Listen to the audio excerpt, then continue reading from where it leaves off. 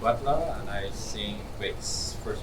My name is Caitlin Forbes, but everyone calls me Katie, and I'm currently tenor. My name is Bernie Quattro, they call me Nikki, and my choir position is alto. Woo! My name is Jessica, my part is alto. Hi, I'm Katura. I sing alto for the choir. Hi, I'm Monica, and my parts are soprano and alto, but currently alto. Hello, my name is Dia, and my part in the choir is soprano. Hi, my name is Lisa, and my position in the choir is second soprano.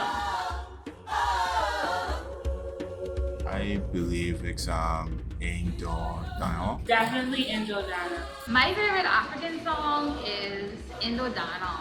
Because I remember the last concert I participated in, probably not the last one, but the one I recall, when you was around the church and I sing it acapella. I was like, I want to sing. Because I also sing in the choir, usually choir, the only choir I sing for. But I was like, I feel jealous. I want to be a part of that. So I get to be a part of it this time. So yeah, I'm looking forward to that. I really like this song, one, because the voices in it is just amazing. When you sit down, well, I am singing it, so when I hear my voice and everyone else's voice put together, it just sounds so good.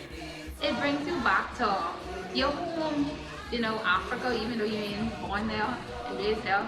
You could agree with how the writer probably was feeling when he wrote that song, and it just resonates with me. It brings me to a place where I almost always just be ready to cry, because it hits home, and I just love that song. The feeling I get when we sing it, because when we sing it, we stand like around in like a half spell. So it's like the sound is coming from different places and it just comes together and just sounds good. Not only just the movement, but I also love how we sound when we sing it, and then the energy it brings. I like anything with energy, but it just has this, movement to it. Well, my favorite song as of right now is Molimo by Rosheba with Upolowani. It's a mashup. Sailor Moya and Kina Morena. I can't pronounce it. Because of the movements and the King Nayo, King Nayo, King Nayo Morena. I like the vibe, I like the upbeat. It's just a mixture of slow, fast. The meaning is also powerful. The energy I exude comes out. Currently, my favorite song is Molimo. It's my favorite because it challenges me in my vocal range. It kind of takes me a bit out of my element.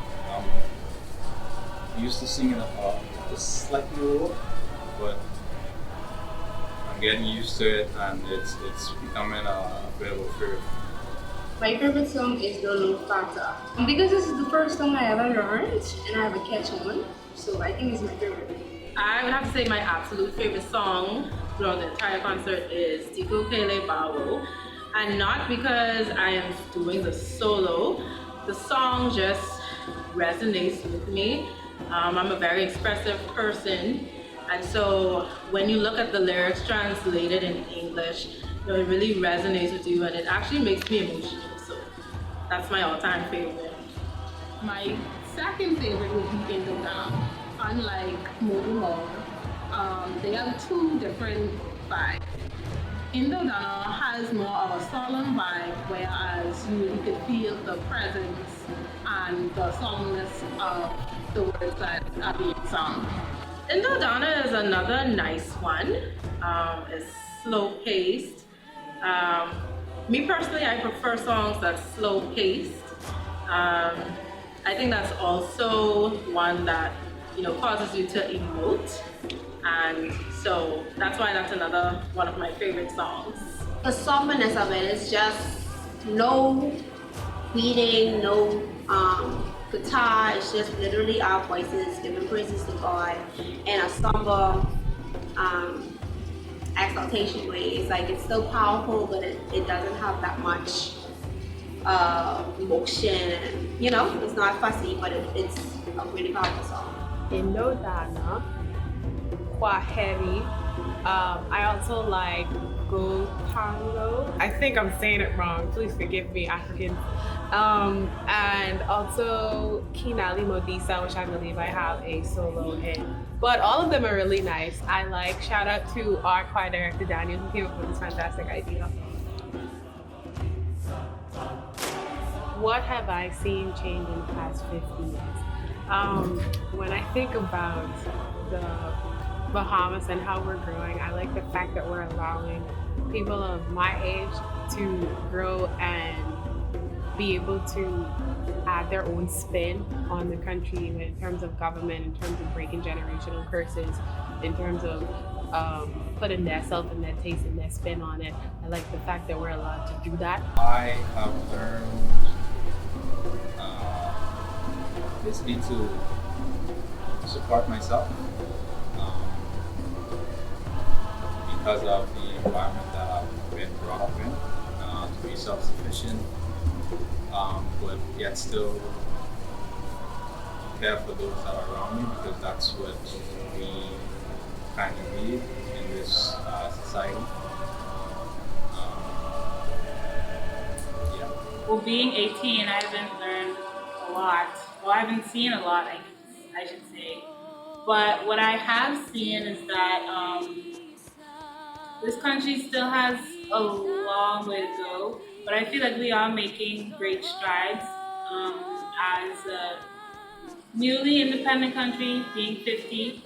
So I have seen our country, making strides in sports, making strides in academics. So I'm just really proud of us for that. Yeah. That and more. I think that I like that we're going somewhere, but I feel like the 50 years shows us that we still have a lot to learn and a lot to grow and adapt. I think that even though we're 50 and it seems young for a nation, I think we still need a lot more, I would say, change happening in terms of either it's technology, jobs, or just like our concern about certain topics that we're just getting into, like mental health, and just focusing mainly on the youth, of the nation, and actually passing on the baton. I think that we just need to get there, but the 50 years have taught me that we're going somewhere. We just need to get there fast. I have learned that if we put our mind to it, we could do it, Well, I've learned that we come this far by faith, no leaning on God. This is a country. It's not that it's supposed to be a country, but it is a country that believes in God. And we've come far, slavery into so many different things. Our money has changed. We have been our flag. Our colonies have changed. Foods probably have changed. Churches have changed. Family dynamics have changed. We've come far with it. What I take away from being around as long as I've been, since the Bahamas has become independent, I have noticed a shift in community. I noticed that we were more neighborly to each other. We had a greater sense of community, but that's unfortunately depleting. I don't know, I'm sorry, I have to bring my profession as a social worker. That's one of my passions, to bring people together. And I see aspects of community still within the Bahamian community, but I think that we can do greater things to, tighten that bond again. What I've gained is a better appreciation of Bahamian culture. By that I mean, back then you would hear stories about being outdoors, and now things change so much. So for the past 50 years, I've learned to really appreciate the simpleness of life. The Bahamas could be so much better for musicians. I always heard the talk about the glory days where musicians was treated as celebrities. You have to worry about nothing. You get paid a lot for each gig you do, but now that just seems to vanish. I feel like for the past 50 years, musicians wise, we need more opportunities, more places to play at, more security in terms of I want to say a union, but maybe a union. Because they had one back in the day, but that fell apart too. I don't know details about that. For us to be more respected as actual artists, because truthfully speaking, when the tourist comes, our number one industry, when they come over, who is be entertaining them the most? Us musicians. So it's like, why should we fight for lack of better terms, equal rights and equal respect when we be keeping this country alive in terms of the culture behind it? So it's like, why we gotta be over here fighting for jobs and stuff like that. Over the next 50 years, I expect us to become more independent, and I say that because as we are still a small country, still newly independent, we still depend on a lot of bigger countries. So I hope to see that we're able to depend on ourselves, in resources and in feeding ourselves, especially. Also,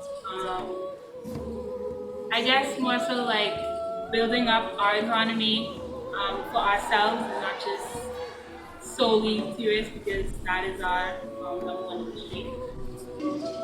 I expected a better nation, a better community,